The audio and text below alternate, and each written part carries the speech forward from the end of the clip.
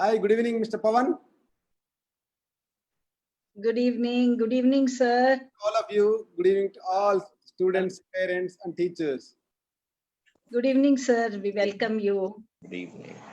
Good evening, Mr. Pavan. Welcome to Rockwood's group of schools. Thank you so much. Thank you. Thank you for Mr. inviting Pavan, me. our chairman, Mr. Raman Naidu, Yes, please. yes, I know him. I've been talking with him. We are good friends. Very nice. Thank you. Lalita ma'am, all is set for the program. Over to Sure. you. Sure, sir. Thank you so much. Mr. Pavan would like to share a screen. Either you or Lalita ma'am can help him. And the PPT I will take care of that. I already spoke to him. I'll take care of that. Okay, thank you. Listen, I Wonderful. I already have it on my iPad as well because I've never done a Zoom speech. So I already have it on my iPad, so I don't think it's going to be a problem. I can even share it from my iPad. Okay, great then, great then. The initial 3 slices that I need to show Yes, that I yes. will share. We Thank are you. here to support you. Great, sir. Great. So we will begin this evening's webinar. We would like to welcome our chairman and our distinguished guest for today, Mr. Pavan Ashwini, and our CEO and our education officer and all our dear parents, teachers, and very, very dear students. Today is a very nice warm day in Hyderabad, and we are going to start with this wonderful session today. Well, before I begin,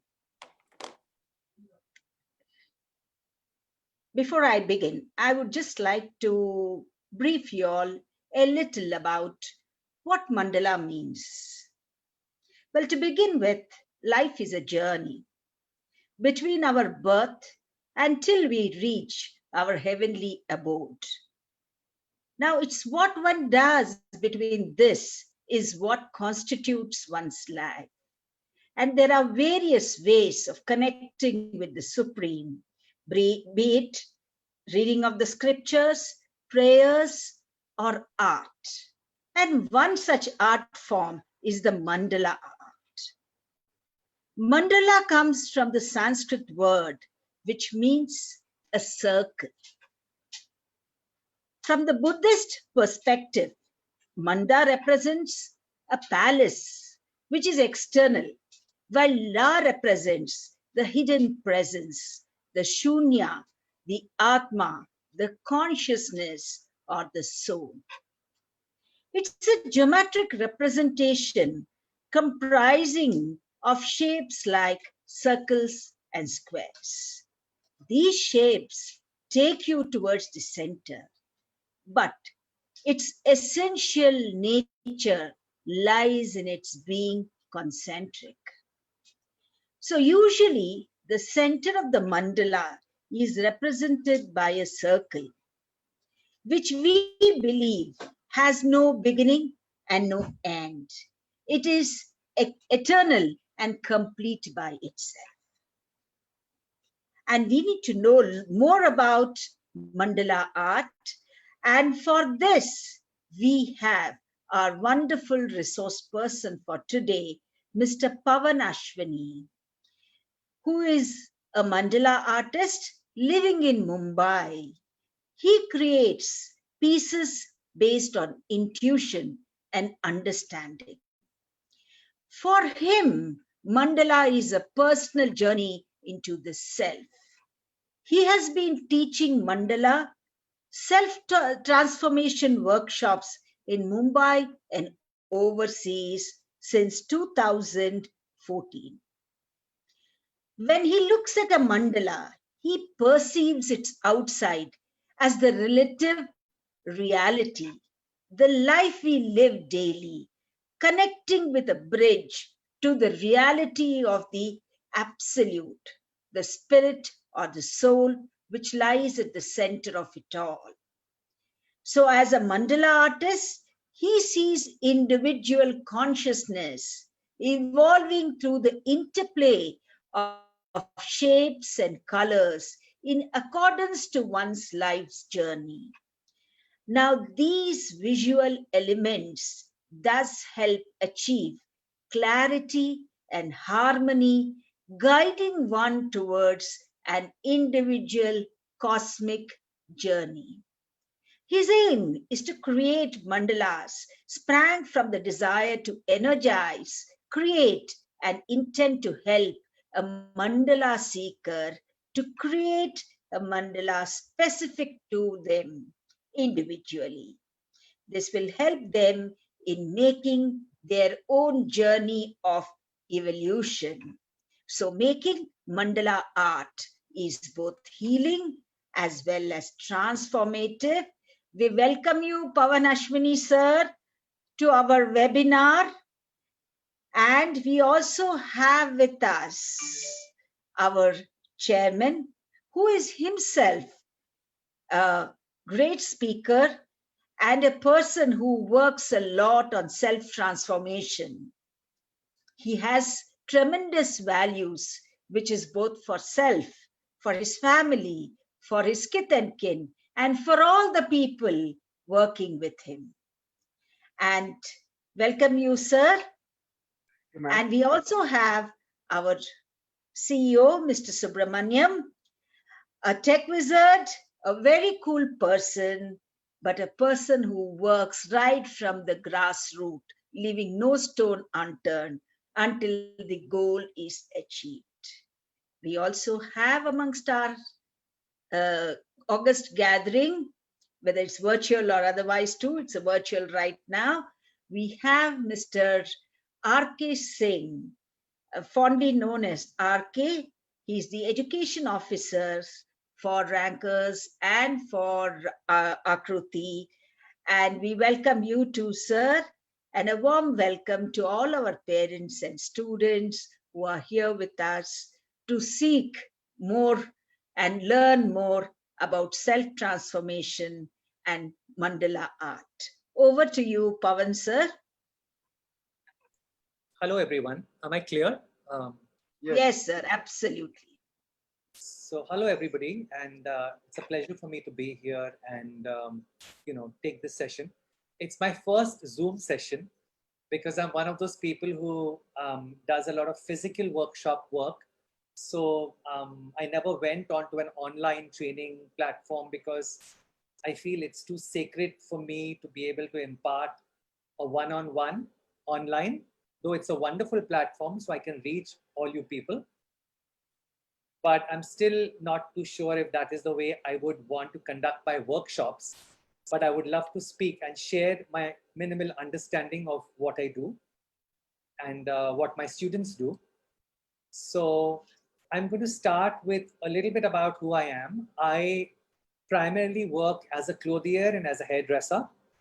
The mandala, and I do Swara Yoga and Nada Yoga, which is sound therapy and healing, which is my spiritual quotient. So I'm going to start with the mandala right away. So what is it that the mandala is all about? Mandala is basically, it comes from a Sanskrit word called mandal, which means a circle. It's a very simple understanding that when you drop a pen from towards gravity on the floor or on a piece of paper, you'll see a dot form. That is how intricate and how simple the whole analogy is. That when you drop the pen on a paper and it gravitates towards the paper, you see a small dot. Now, another thing, when we see the dot and when we see a circle, we say, okay, where is the beginning and where is the end? There is no beginning and there is no end to a circle. If you look at it, because yes, unless we mark it and we start a circle and we end it and then we know we started here and we ended here, but it's continual. It is not stagnant, it is not staggered, it is continual in its nature. And that is what makes the circles so precious. From a very logical point of view, let's look at the value of 0. 0 by itself is nothing. If you look at it from a logical point of view, in terms of value, 0 is nothing. But the moment you add zeros to a 1 or a 2 or a 3 or a numeric, it starts adding value. So, it can become tens, thousands, hundreds, whatever, lakhs, millions, trillions. So from the logical aspect, 0 can be nothing and 0 can be everything. The same way, when we work from the esoteric aspect of 0, which is in Yoga Shastra or in the Vedic texts, it's called Shunya, which is nothingness, and which is represented by 0, by the word Shunya. It also taps into the aspects of nothingness and everythingness. The everythingness is the relative reality we live in, because day in and day out, we can't be sitting in meditation and saying, okay, you know, God drop me food, God drop me water, God drop me money. We can't be doing that. We obviously have to live our day-to-day lives, live in the reality that exists around us, live in the politics of existence, and live with everything that is around us in terms of our families, our friends, our professions, our recreation. So that is basically what we look at in the relative reality. But when we only get caught up in the relative reality and we forget that we need the me time, the time to ourselves to introspect and go within us and to calm our systems down, then somewhere there is an imbalance. What the mandala does, it geometrically represents a balance between the relative and the absolute. And that is what the meaning of the mandala is. This stems from the circle. When you take a circle, I'm going to show you a diagram, which is called the seed of life. And it is a representation of 7 circles, which are interlaced to form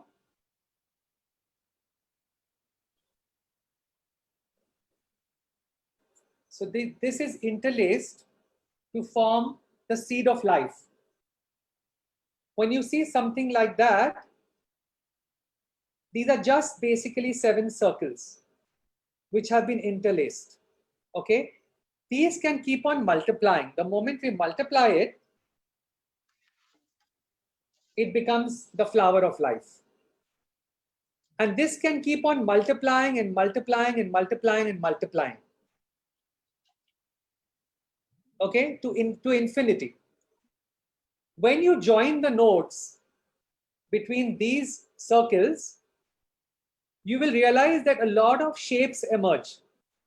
So when you know, a lot of people have seen this drawing, you know, even when Coldplay did their live concert 2 years ago, this was their emblem, the flower of life.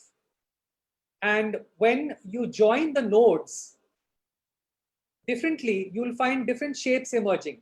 So you'll see squares, you'll see triangles, you'll see pentagons, hexagons, tetrahedrons, and all sorts of shapes emerging from this. The universe is, all matter is made of these circles.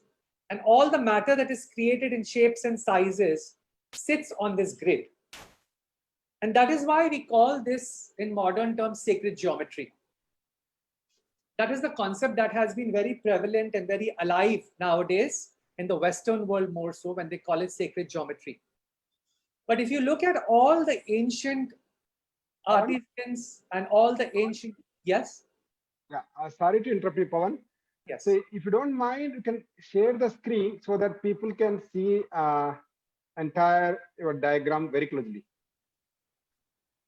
Can you hear me? That I have that with me. We have that. Please. Can they share the flower of life? Yes. Yeah. Yes, yes, sure.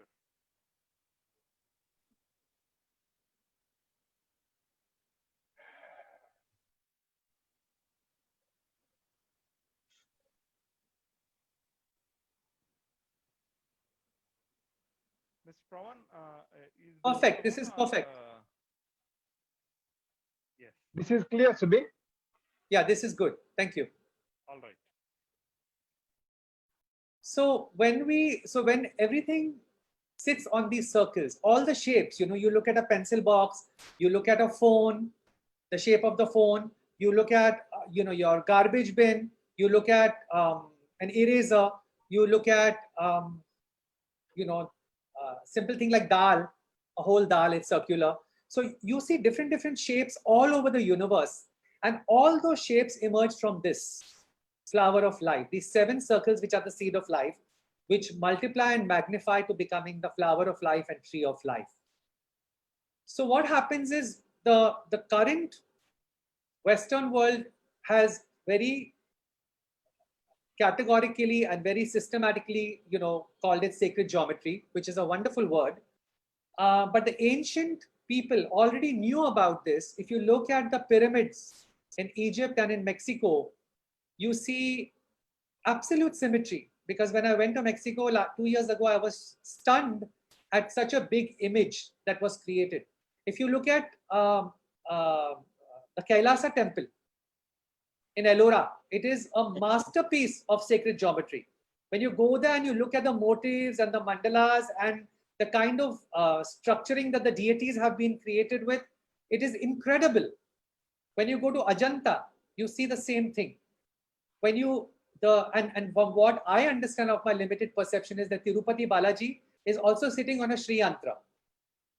So, which is again sacred geometry. So that is the importance of shapes emerging from something which is called a circle, which is called a mandal. And that is why we consider the significance of the mandala to be paramount in terms of its meditative and transformational qualities. Am I going too fast? No. No, perfect, sir. And Perfect, I'm clear, right? perfect. Okay, great. Perfect. So why have I named this talk The Sun Kisses the Moon? Is because when we look at the relative reality, there are two things that we see very vividly and very clearly. Ever since we are born, we see the sun and we see the moon. That is not fiction, that is fact. That is a part of our relative. And we know that one transmutes to another and the other transmutes to the same one. So we see day and we see night. We see day and we see night. What does that do to us? That shows us the nature of duality. That shows us black and white. That shows us good and bad. That shows us kind and evil. That shows us dark and fair, fat or thin. When we start working with the relative, we become judgmental. We become dualistic in nature because ever since we are born, we are only seeing and judging. Oh, this woman is beautiful. Oh, this man has got such a good muscular body. Or you'll say, oh, this person is wearing such good clothes. Or you'll say, oh, this one is so bad. So we are always relatively judging people from a dualistic space. What the mandala actually does is it moves us away into a state of calmness, which starts dissipating and detangling the duality of existence. It is very difficult not to judge. I mean, I have been teaching mandalas for 6 years and I still judge, which is so difficult. But day in and day out, it's a work in progress where you realize that you do not want to be in a space of judgment. Because when you judge, you create disturbance in your duality, and then you move away from the absolute, which is non-dual in nature. So that is the way we start working with mandalas to understand that concept. Okay. Now, there are different ways of working with mandalas. One of the ways of working with mandalas is this, which has been done by a very dear friend of mine, who's a South Indian who lives in Kanchipuram. This is a very typical South Indian style of working, extremely beautiful. I buy a lot of his work for my house, but I don't identify with this kind of work for myself personally. The reason I don't identify with it is because it's just, there's no color. For me, color is life because everywhere around us we see color. But this is also highly meditative because you go deeper and deeper into the design. I, at my age, feel that I want to have the freedom to let go and experience whatever I want to experience without boundary. So I work more with fluid designs and more with color. So this is something that I do. Now, what is the essentials of a mandala? What do we say? Why do we do a mandala? Can we see one of my pieces of work, which I have given in the list of mandalas? Is it possible for us to show it on the screen?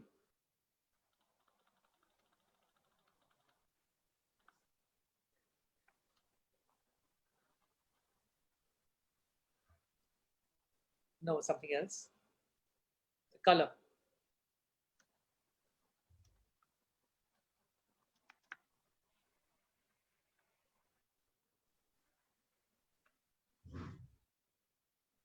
Okay, I'm just going to show it from here. That's fine.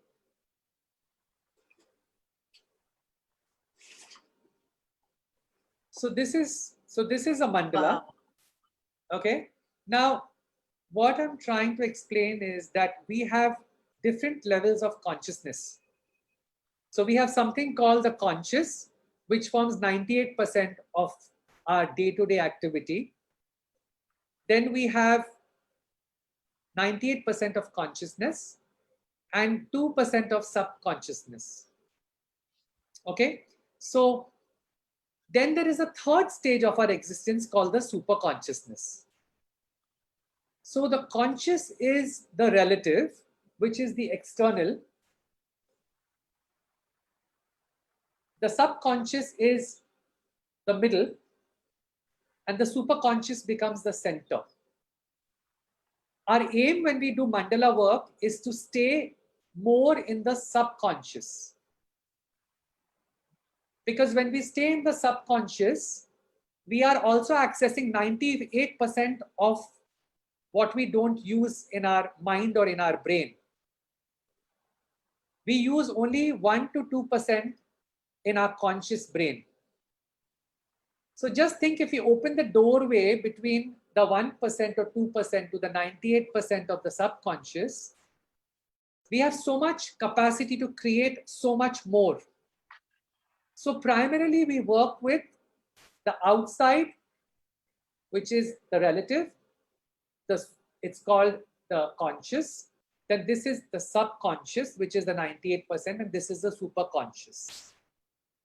Because we have about 2% in the conscious and 98% in the subconscious, we have 0% in the superconscious.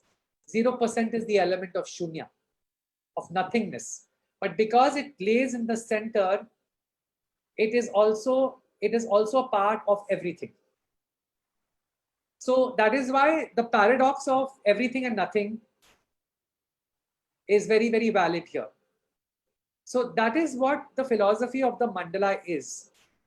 What we do over here when we do mandala work is we start working on the mandala in different techniques to try and still the mind. The mind is very logical. The mind wants to think all the time. The mind has 10 to 15 thoughts, maybe even 100 thoughts at the same moment.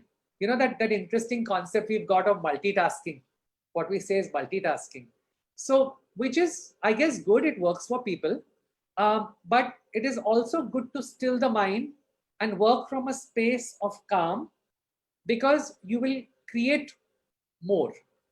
So that is the reason we work with understanding stillness and trying to move away from thinking to feeling. When we work over the mandala over a period of time, we stop thinking too much and we stop feeling too much. We create a balance between thought and feeling. And that is when we can be productive at our most optimum. So a very good thing to start with the practice. And yes, some people will say, oh, I did 2 mandalas and nothing happened. So I don't know what is really supposed to happen, but it's a very simple thing. Anything that we do in our lives, let's take an example. We go to exercise, we go to the gym. You are not going to go the first day and just develop muscles all over your body. It's consistent in its progression. The same thing, you may go to class number 1 and study math. You are not going to do calculus and trigonometry in standard 1. You are going to slowly progress from numbers to more complex multiplications, to more complex algebra, to maybe calculus, then to geometry, then trigonometry, and then you progress from class 1 to class 12. You don't reach class 1. I mean, it's a miracle if you're in class 1 and you know it all. I mean, that's how it is. So it's a progression. It has to be something that is consistent in its nature. It has to be something that you work at yourself day in and day out. And this is a meditative process, because the moment you start picking up color and you start consciously working the technique, you realize that your mind over a period of time starts slowing down. And that is the idea of doing mandalas. That is the idea of creating mandalas. Now, why we say it is specific to different things that we can create for ourselves. There are some people who do mandalas for their health. There are some people who do mandalas for their work. There are some people who do mandalas for their own spiritual evolution.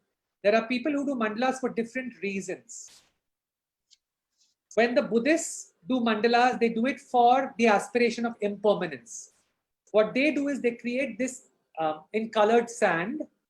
They take about 3 months to do one mandala on the floor with colored sand. And after about 3 months, they just wipe it all clean.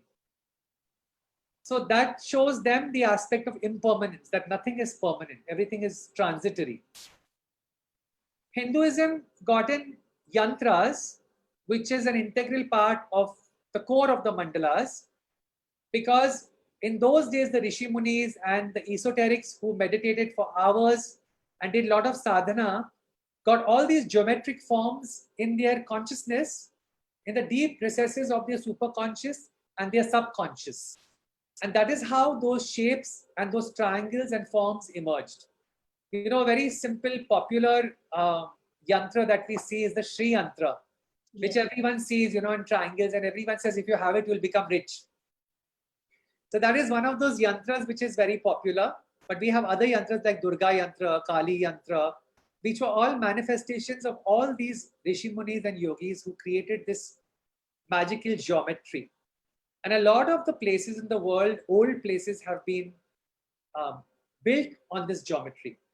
Now, where does mandala become universal? That's another thing we have to tap into. Mandalas were there in the Hindu and the Buddhist tradition. But if you look at the old churches, they also had a lot of representations of mandalas in their stained glass and in their churches. Then the ancient South Americans had a lot of mandalas which they represented in their sun gods, their moon gods. So mandalas have been prevalent world over centuries. It's not just that it just emerged out of the blue, because the circle is eternal. The circle is everywhere. And that is primarily what the mandala is all about. So that is what basically the mandala is. When we work with the mandala is to go away from the relative and then go into the absolute.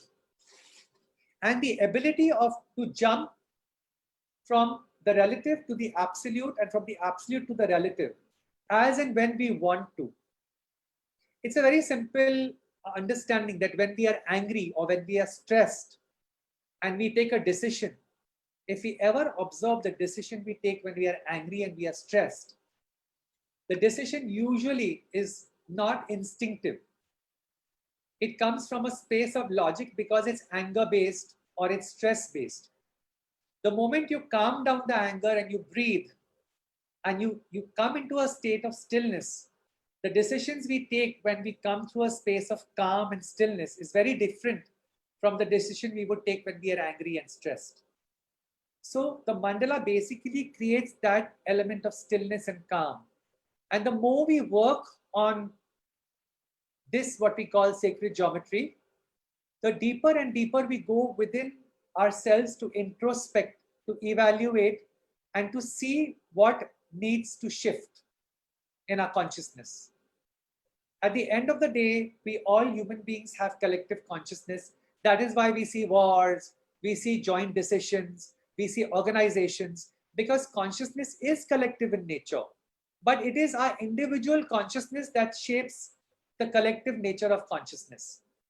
It's a very simple thing, when all this, the COVID happened, a lot of people in Thailand, thousands of people sat together to meditate. Because obviously their theta and their delta waves in their brains were cohesively collective, and it became much stronger energetically. It's the same thing that goes for when you have gangs, gang wars. You have people of a certain nature, 10, 12, 15 people who get together and are violent and angry and aggressive. And they become more powerful in numbers. The same way goodness also multiplies in numbers when You have a whole lot of good people together who are working towards spiritual unfoldment.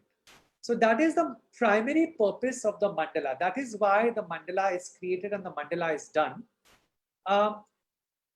I started creating mandalas from a very open and new perspective. I did not stick to the traditional methods of doing mandalas, though there may be iconographies of like the sun and moon, the Trishul, or you'll see a cross, or you'll see different things happening in the mandala. But the reason I started doing free-flowing mandalas was because I started also following the philosophy of a psychiatrist called Carl Jung. He was a German psychiatrist who decided to have his patients interpret their dreams. And he would bring them into the clinic, give them a whole lot of color and paper, and say, now interpret your dreams. Put down whatever you felt in your dream. And then he realized that there was a manifestation of these circular mandalas that came into existence. He has a very famous book called The Red Book, which is a lot of his patients and his theses. And he was the first Westerner to introduce the concept of interpreting dreams via the mandala. And that is the concept that I have worked with over a period of time. My understanding of the mandala took me to all places in the world. My teachers have been teachers from Kathmandu, from Kanchipuram, and from California, from Sweden, because I wanted a wider perspective to come to my own understanding of how I feel when I create a mandala. And that is the reason when I teach the students, I want them to flow and go deeper and deeper into themselves to understand the transformation. Now, the transformation from the logical point of view will say, what is transformation and what are you talking about? Because does it have a dictum? Does it have a certain format? Does it have something? But certain things are better when they are not describable. One of the philosophers, Osho, very wisely put it, that knowledge cannot exist without knowing, and knowing cannot exist without knowledge. So I thought it was very profound, because today when we have something that is knowledge based, that has, let's say it has a text or we are studying it, I can say, oh, meditate and you will get enlightened, meditate and you will get enlightened. But till you don't sit in the process, till you don't walk through the process and you see how long you can go into the process, till you don't experience it, you don't know. You only hear of it, you only listen to it, but you don't experience it. So knowledge and knowing are both very, very crucial for even mandala training.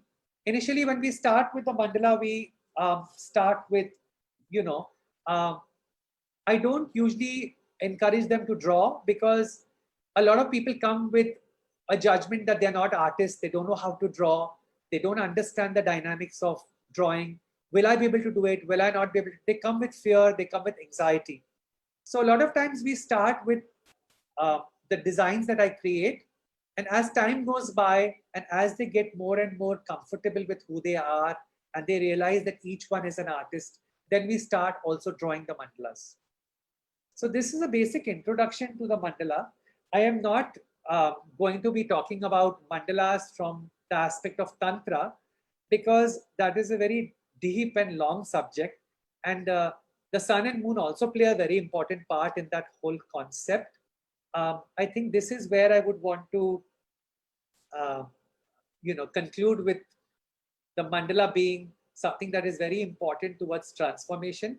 There are many methods to transform. There is Reiki, there is pranic healing, there is meditation, there is yoga, there is different things that one can use to transform oneself. All methods are valid. All methods are incredibly fantastic. All methods have a lot of value. Mandala is but one method that also works along the same lines. It also takes to people who resonate with it. And some people don't resonate with it. So that is what the mandala is all about. I hope I was able to clarify a few things and put some light on the mandala history. Yes. Thank you very much. Yes, sir. Yes, Thank Mr. you, Pawan. Mr. I Pawan. think it has been a wonderful, enriching experience for all of us. And we could, get a lot about mandalas and, the duality, how one needs to maintain equanimity, and so on. It's a beautiful session. We will, of course, be having a little later a question answer session. But Okay. before that, I would request our chairman, Mr. Ramanaidu, to say a few words, please. Thank you, Lalita ma'am. Thank you very much, Mr. Pavan. Good evening to my dear parents, teachers, and students. As an extension of Pavan talk on the transformation of our personality and the transformation of ourselves, I would like to talk about how we can really engage ourselves by managing our energies.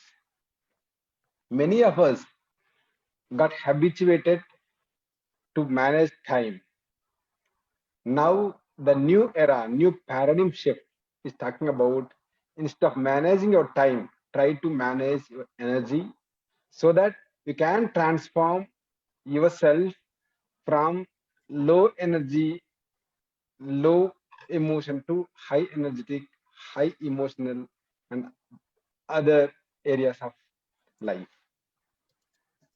I would like to show a small diagram.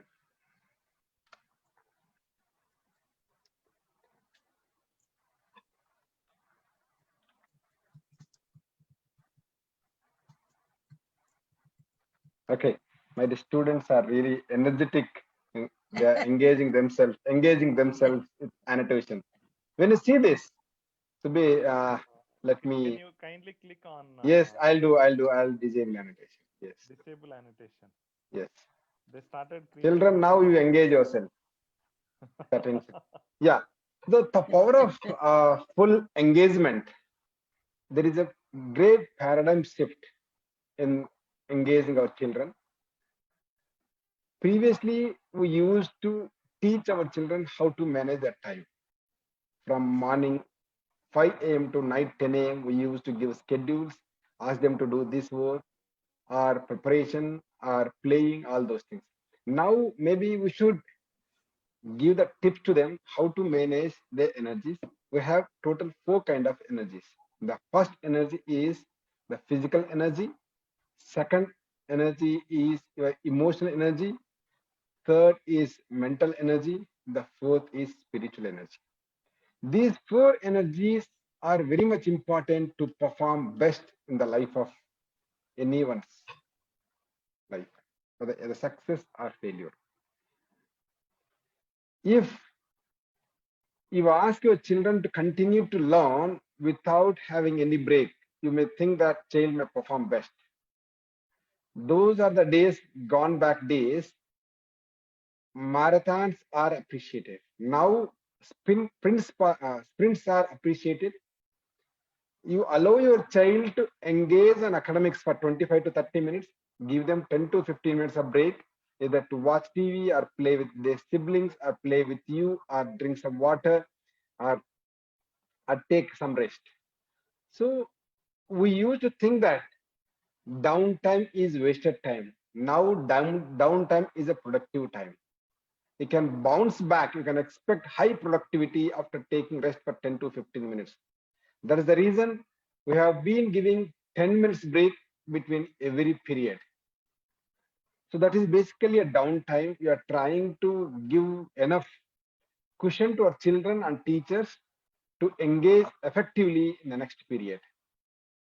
Next transformation we can bring in our children with allowing them to be mentally very strong. That can happen when you allow them to live themselves and also think about themselves, what they can really want to be for themselves. So mental energy is very much important for everyone to perform best, because his mind should stay focused on any particular activity. For example, if child is drawing mandala, let him try to stay with mandala rather than thinking about any other food or any other engagements or games or entire things. The fourth important thing is spiritual energy. We as human beings accustomed to different rituals. Some of us do the prayer in the morning, some of us do the prayer in the evening, some of us do the prayer on Sundays. These rituals are very much important to acclimatize or give acquaintance to the students or the human beings, so that without putting any extra effort, we try to stay focused on a particular thing. For example, if you are planning to go to temple without any extra effort or any push from others, you wake up little early and do the bath, you don't eat anything, you go to temple, you leave a chapel outside and just pray the God with high focus and come back home, be calm for some time. That means let us create these rituals in our children, whatever it is, whether it is prayer to the God, or reading a Bible, or reading a Quran, or reading Bhagavad Gita. You create these kind of rituals in the children so that your child gets some spiritual energy. Maybe you can ask your children as soon as they wake up, drink some warm water, do some physical exercise so that physical energy they learn. Then ask them to read for some time with mental focus so that mental energy they'll acquire. Then after bath, ask them to do some prayer, any kind of prayer. So that is how we need to create the culture and ritual such that children would not feel like doing something for the sake of the parents or doing something for the sake of someone else. And when you expect your children to do all these things, first of all, you should start doing these things, because we need to stand as role models to our children for the transformation. If you exercise these four energies, manage these four energies, I'm sure your performance is going to be high and you can improve your productivity at least 30 to 50%. You can try for a week. You should be able to see visible change. Your colleagues, your family members, and your children would appreciate your emotional balance, your mental balance, and also spiritual thoughts, and also physical strength. So now the managing time is not important. Managing energy is very much important. So I hope you understand this and try to practice one or two energy management techniques in a day-to-day life to have balanced life and to make our impact on the day of everyone around us. Thank you very much. I hope I conveyed the message, what I would like to tell you about engagement. Thank you, ma'am. Lalita ma'am.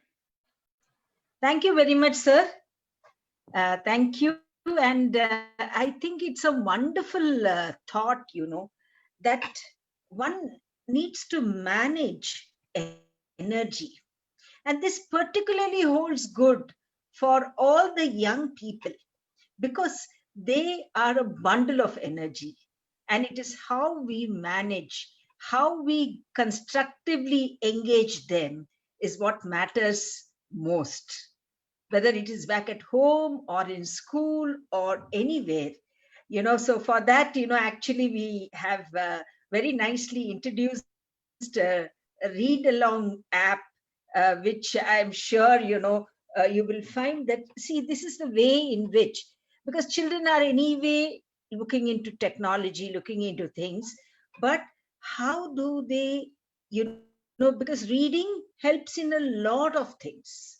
Reading develops communication skills, reading keeps kind of broadens the mind, and keeps the children engaged. So please, parents who are a part of this, I request you and urge you to download the Read Along app.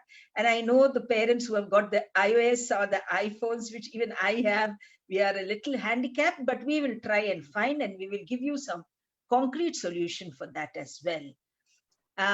Now we will move on to the question and answer session, which will be moderated by our CEO, Mr. Subramaniam.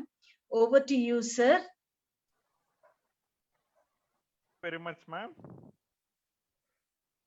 Thank you, Mr. Pawan and Naidu sir, for wonderful sessions today. And all the participants, whoever is watching using Zoom, please go ahead and put your question that you might have, especially on mandalas. In case if you're watching in Facebook, you can put the question under the comment section so that we can take up that question over here. So we do have good number of questions coming in. I request Pawan to start answering these questions. Let me bring him up over here.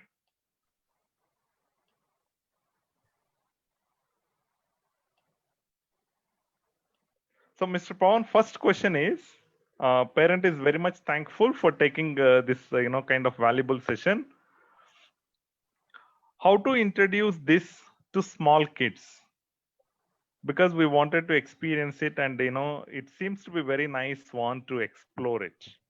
A very good way to do it, even for kids or for adults, it does not matter who does it, is to go on to Google, type in mandala drawings. You will find a whole set of mandalas and type in mandala drawings so that you get drawings and you don't get completed mandalas. Pick out whatever you want to pick out. And of course, because you are not publicly publishing this, so I don't think there are any copyright hassles. Just pick them out, print them out for your children or for your teenagers or your young kids. You don't need to invest in a lot of color or spend a lot of money on paints. You can just buy a basic box of color pencils or crayons and get the ball rolling, get them interested in sitting for that certain amount of time in a week. Let's say, they don't have too much time because they have schoolwork, they have homework, they have other things to do. And now with online studying, so there's a lot going on for them. So a good thing would be to just kind of have them invest maybe an hour or half hour twice a week and sit with mandala printouts and sit and color. And, then they can play music and, they can, it shouldn't be very rigid. It shouldn't be very, okay, sit for half an hour and color. They should be given an opportunity to talk. If they have a group of 3 friends who come together, they want to color together, they just sit. It becomes like a get together, like a small party where they can, relax and let go, because the idea of transformation can only happen when we do something we love. Until they don't look forward to the concept of letting go, that will not happen. So it would be good to just go to Google and print out mandala drawings. Definitely. Thank you very much, Mr. Pawan. And the second question that we have is, are mandalas a part of the golden ratio? I think we have a golden ratio which is being taught in mathematics subjects. Yes. Right. And second part of the question is, how are mandalas different from doodling? So mandalas are a part of, golden ratio is a part of sacred geometry, any which ways. Everything that evolves from that grid of 7 circles. So even the golden ratio that evolves from that. I don't do too much of sacred geometry in terms of the mathematics because I feel that makes my mind very logical. I work on the mandala more from the aspect of graphics because I like to draw the mandala. So of course we have a graph. We use 15 degrees and 10 degrees and 12 degrees to create the petals, to create the flowers. But I don't get very dogmatic about going into the golden ratio or any kind of sacred geometry numerical jargon, because for me it kind of starts bringing my mind, starts closing my mind.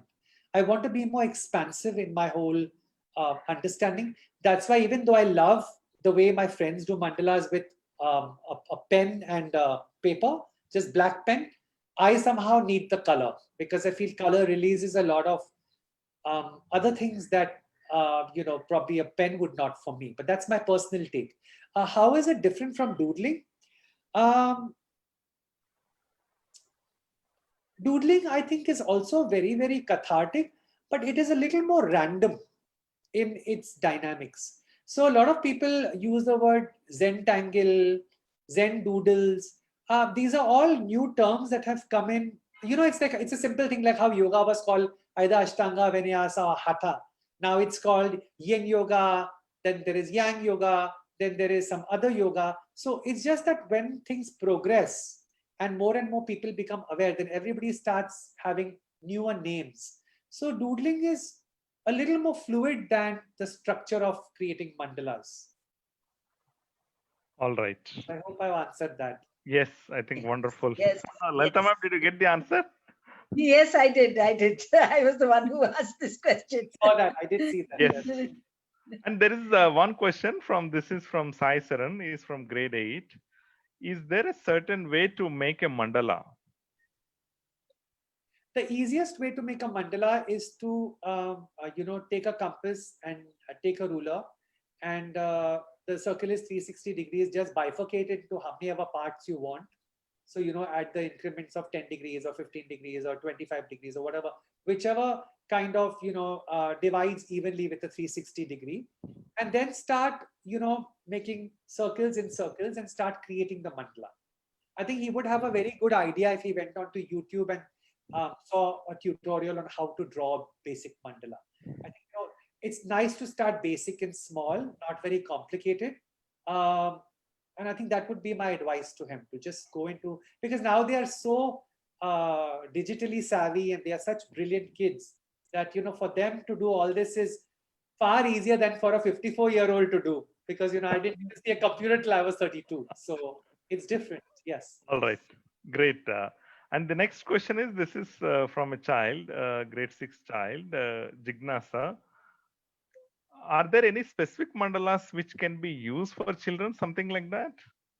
I feel the more basic you keep the mandala, the better it is. Like now I've done something which is, this is pretty basic. It's very open in its space.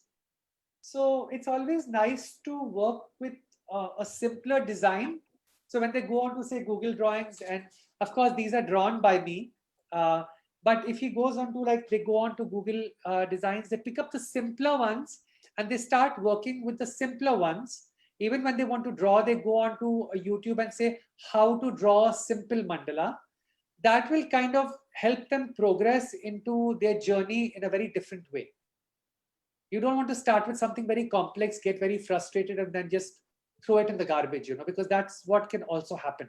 So it's nice to be slow, and how I said, we need to study in the first standard and then move to the second, third, fourth to the 12th. So they need to just basically work with the basics first. All right. And one more question. I think you might have already answered this, but let me repeat it. This is from a child, Navya, grade 9, right? How is it going to help us if we are stuck? And how to create mandalas? What is in our, mindset and all that? I think you little bit already covered on this. So what happens is, no, I think it's a very good question actually. How do we work with mandalas and how does it help us get unstuck? Now, how does it help us get unstuck is because the moment we start working on a mandala, we start becoming, you'll automatically over a period of time seeing that your mind starts becoming still. It starts becoming calm. And then you start getting, obviously releasing some amount of stress. Maybe it's physiological, maybe it's psychological, because physiological, psychological, mental, all these stress are also kind of interrelated. The moment you work with one aspect, which is your mind, and you start becoming thoughtless, of course, we never become thoughtless, but we start reducing the amount of thoughts that come into our mind. So slowly we ease out the mind. So we also ease out the body. We ease out other systems in our psyche. So I would say that as they keep on working with mandala slowly and steadily, they will start calming their mind, and slowly they will start surfacing things that will release whatever is keeping them stuck. Now, when we work with mandala workshops here, what I do is, because I work with 1 day, 2 day, 3 day, 5 day, 6 day. When we do 3 to 6 days, what we do is we are helping the person unfold whatever is unfolding without judgment. So we don't judge whether there have been men who've come and who've broken down and cried. There have been people who've come and had, fever. So we just are an allowance of whatever is coming in the process, during the process.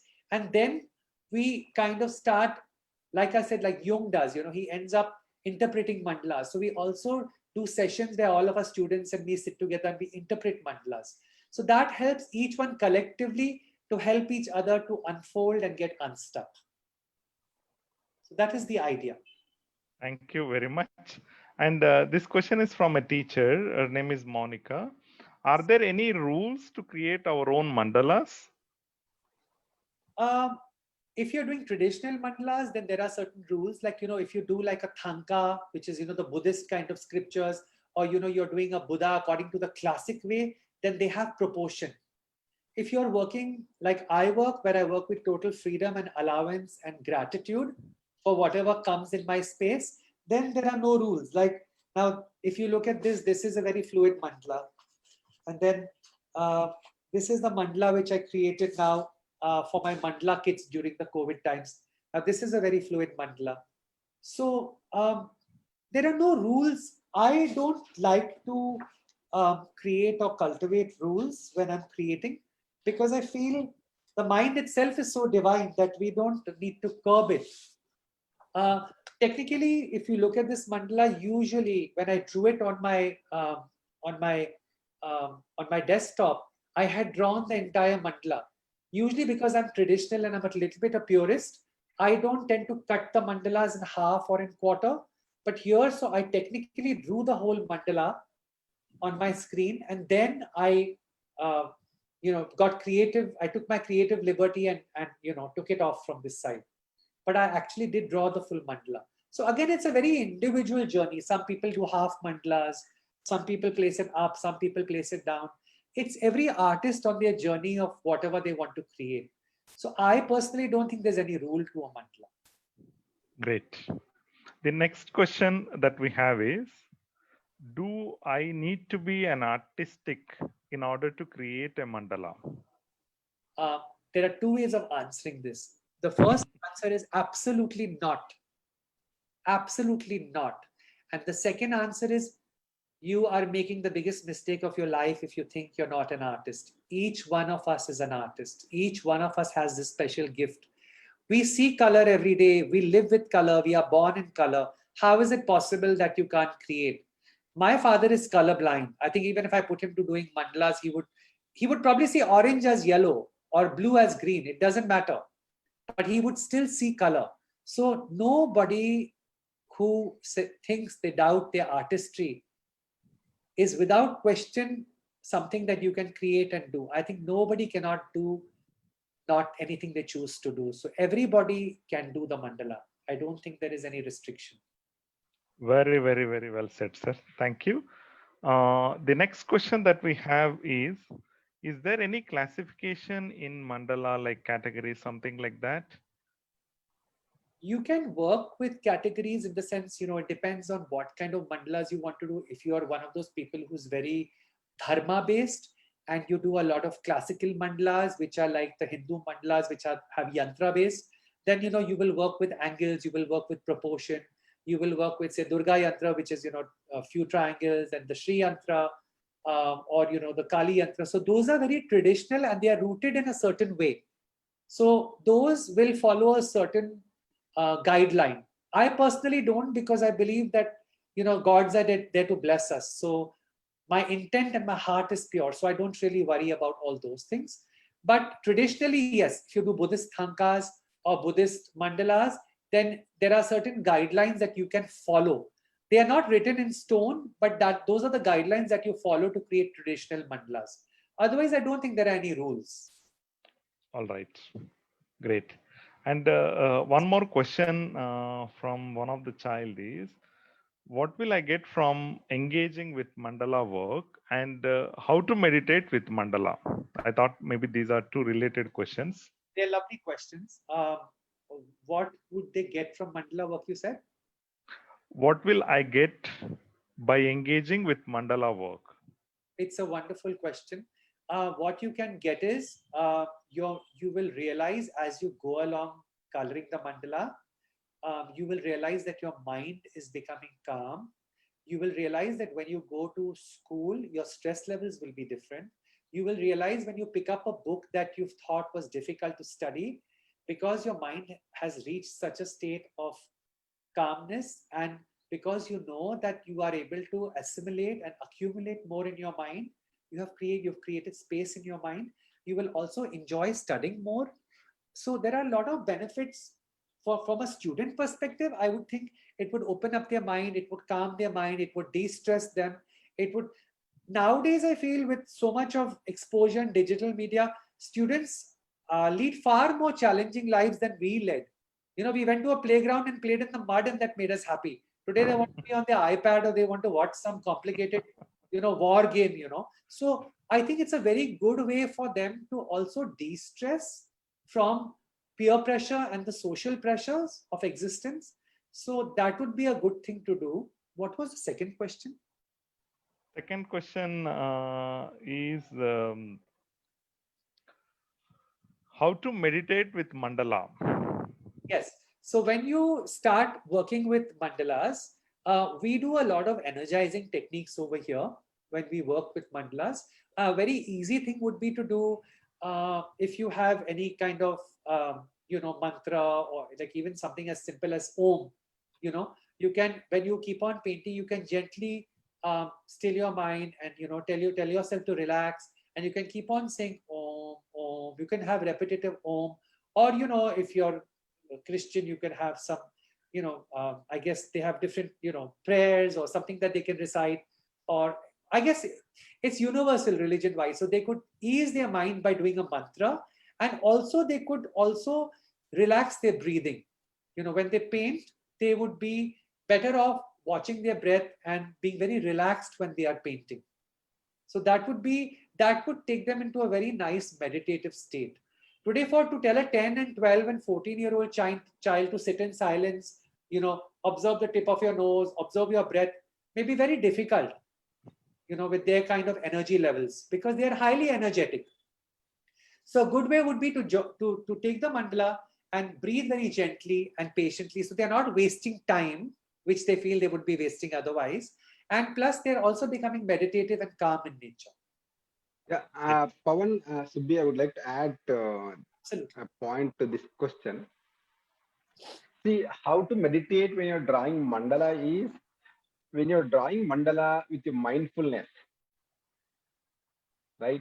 The way the circle drawn and trying to find out angles. So you are trying to tune the mind to some mindful activity. And that mindful activity automatically calms down our mind, agitated mind, instead of looking for, starving for any other engagements. Usually, we all carry such a big mind like a supercomputer. This supercomputer always wanted to do multiple things, multitaskings. Because of this, we always get agitated. While eating, we want to talk over the phone. While eating, we wanted to watch TV, right? While painting, you may think something else. But mandala work is such a calm work. You really doesn't require to put extra energy, extra physical or mental or other energy. Rather, it creates your inner passion on its own. So mindfulness starts flowing into your mind, and subconsciously the child becomes immersed in the same activity. If you see some of the painters or artists, they draw the paintings for days together. Days. I have seen some of the painters. One of our colleague, husband is a painter. Sometimes I heard from her, my husband has been painting for days together, same paint. So that's how mindfulness is cultivated, and child become more focused on his own activities rather than the people around them, or the things around them, or actions around them. So that is going to give them a lot of space to think about themselves. Did I convey what? Yes, I think it's an excellent point. The thing that I felt that what you said. So for me, when I draw, obviously, when we draw with the whole energy becomes very one-pointed. You're very honed into doing things a certain way, which is what you talked about, which is the quotient of mindfulness. But for young kids who have 110,000 distractions around them, A good way to start would be to start coloring on a template. Because initially when they start drawing, unless they are very honed into geometry and the aspect of drawing, most kids will get distracted and leave the compass halfway and run away. So a very easy and efficient way for these 13 and 12 and 9 and 14-year-old kids would be to take a template and work with color there over a period of time with gentleness and subtleness.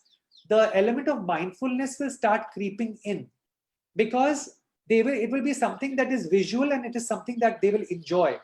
A lot of people who draw have to be very dedicated to draw. Like sacred geometry, when I draw sacred geometry, or I draw illumination, or I draw an ornament, it takes many hours and many days to finish the ornament. So that requires a different kind of dedication and awareness, which cultivates over time. Of course, we all start somewhere, but the main aspect of enjoying the process of getting into the mindful phase first is a good idea to color the template first and have fun coloring it. That is how I would perceive it for beginners.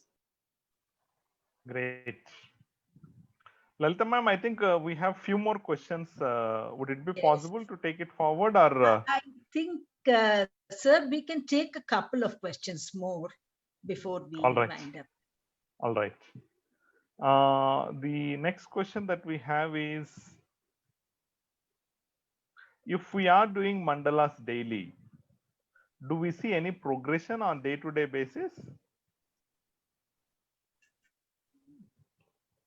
First of all, don't do mandalas daily. Take a mandala and spread it over a period of time. So if you're taking one mandala, work with a system. So work, say one thing at a time. So if you're doing the outer petals, and finish that. Give it a break for a day, then take the inner petals, then take the doors, then take the background. That way you will be able to stretch your awareness into the same thing and see the progression. If you do mandalas every day, or even if you work with mandalas every day, will you see a change every day? Was that the question? Yes. Yes. I'm going to answer this very simply. If you are doing any kind of physical activity, like I said, supposing I go to the gym and I pick up, within a week, I will see a minimal change in my body, maybe minimal, because obviously I'm still getting used to the whole dynamic. But in 3 years, I will definitely see at least what I hope to see. So my answer to the person would be that it is a very individual journey. It is not a competition. It is not a comparison. 5 friends may sit and do mandalas for a week, and some may experience intense shifts of consciousness, and some may take 5 weeks to experience that. So we are all on a very individual journey, because each one's life experience, karmic balance is very unique to oneself. So, but we have to start somewhere. A child first learns to walk and then learns to run. That's how simple it is. So yes, it's good to do the mandala as often as possible, and and then I guess as time goes by, of course, one will see a shift in one's consciousness. Definitely. All right. One last question. Mandala painting and abstract painting with certain freedom are same? Because by listening to you, I came to this conclusion. Please comment on this. I got this thought. Just wanted to have a clarification from you. So mandala painting and abstract painting are synonymous with each other, but they are not the same. It depends on how you perceive what you want to create as an artist. Now, when people ask me, are you an artist? I say no. So they ask me why, because I only classify myself as the mandala artist. I create only mandalas. I do not create anything else. I do not create landscape. I do not create Even in abstract art forms, I create mandala. There will always be this element of the mandala. So I will show you like now this is the same design that I took of the flower. This is the same design. So there are elements of the abstract in it. It's not that there are no elements of the abstract, but the mandala definitely has a significant understanding to your own esoteric values. You may just make it abstract. You may just swirl paint in circles and create an abstract mandala. Yes, that is a mandala. So you can create an abstract mandala, but abstractness and mandala art are slightly different. They are synonymous, they're integrated together, but they are still different. Because mandala right. have different quotients as well, you know. You work with the inner, the outer, you work with, sometimes you create the bindu in the center. Sometimes if it's, you know, if you want to, sometimes you do the hidden aspect of the bindu, you don't show the bindu at all in the center. So it's again very individual to each individual person. Great. To be for the benefit of everyone, I request you to just scan through all the mandalas Pawan has drawn. I think we have these in PPT. One of the Definitely. I'll just do that very quickly. Just I'll scan through.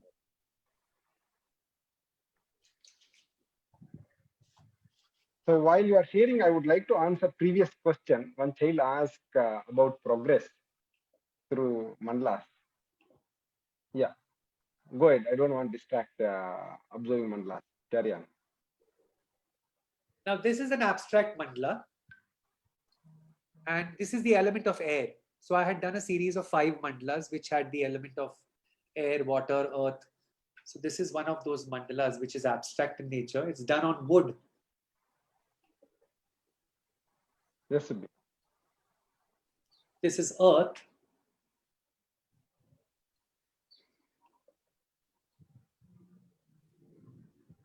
This is again the sun kissing the moon with the tree of life. Wow, very nice. Thank you. This is again the sun kissing the moon. This was a series I presented in England for an exhibit. And this also was presented at the Indian Embassy in London 4 years ago.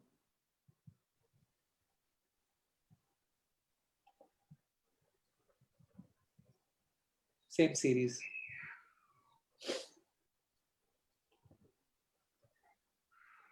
Same series. So many moons and suns around. Yeah, I love the moon and the sun. That's like my best thing. Yes. Again, same series. These are all on canvas, all these. Very nice. This is the same thing I have a tattoo of on my body because of the sun and the moon. This one. I wanted to ask you that. I have this here, which is... yes, I noticed it. This is karma, but this is the sun and moon. I have it on my body.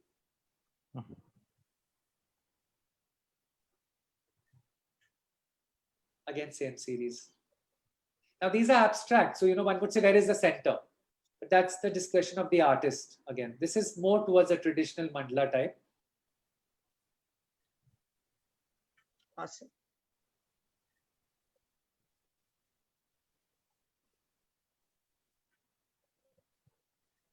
Now, this is abstract. So I think they should answer the gentleman's question or whoever asked the question. That it is abstract, but it still has the component of the concentric circles.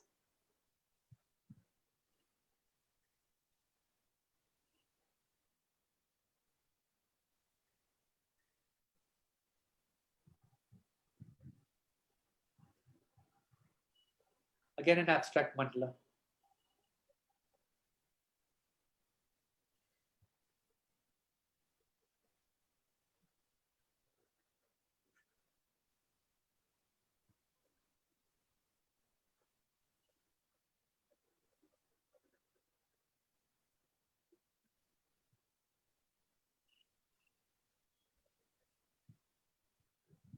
Okay, I think that would be all. Yeah, I think that's done. Yeah. Beautiful, beautiful.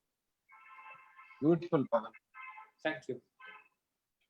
Lalita ma'am, that would be all from Q&A. Yes, you can conclude this session, ma'am. Yes, sir. Yes, Subbi, sir. I would like to answer the previous question of one of the students, then we'll conclude that. Definitely. Sure, sir. One of the child asked about Grade 6. progress, right? How to check the progress, or how to really feel about when you're drawing mandala. Do you need to draw every day, or how to assess or measure of performance, right? Maybe since we are in school education, everything we wanted to measure and metric and find assessments and marks, all those things. Children are habituated to do it. See, children and parents. See, if you wanted to create any habit, to sprout the habit, it will take 11 days of time. Once you start doing your mandala painting or meditation or any other activity, first habit starts sprouting 11th day. From 66 days onwards, the habit becomes, it's a routine work for you. On 66 day onwards, you don't feel like it's a tough job, it's a difficult job. After 6 months of practicing the same habit, whether drawing a mandala or practicing meditation or involving yourself household chores, after 6 months, these routines will become an irreversible habit.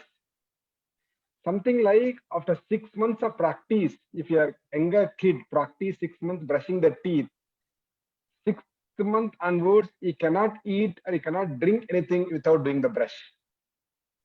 He persistently requests you or demands you for brush, right?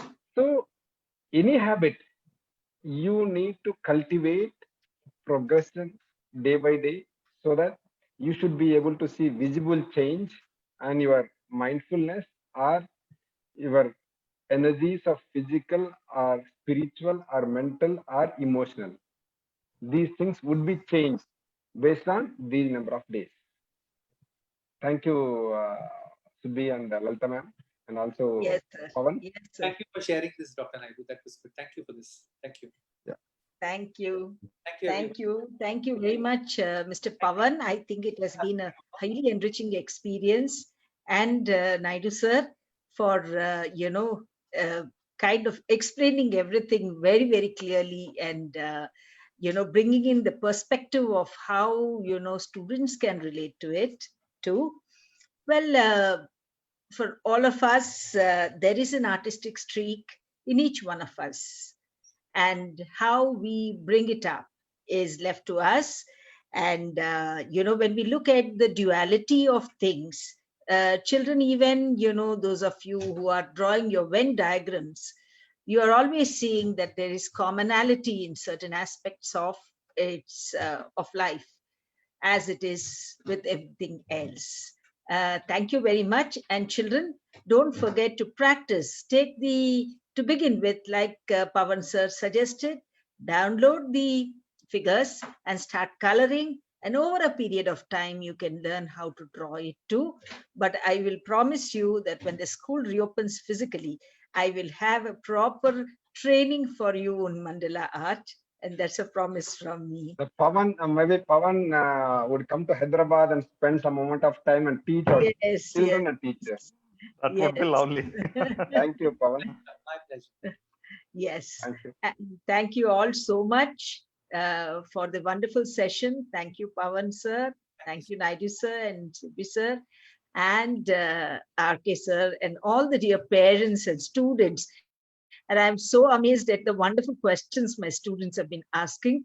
Thank you all children for your interest, and continue attending our Sunday webinars.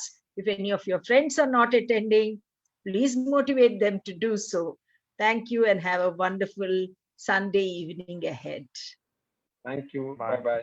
Thank you, everyone. Thank you. Thank you, Pawan. Bye bye. Thank you. Bye-bye.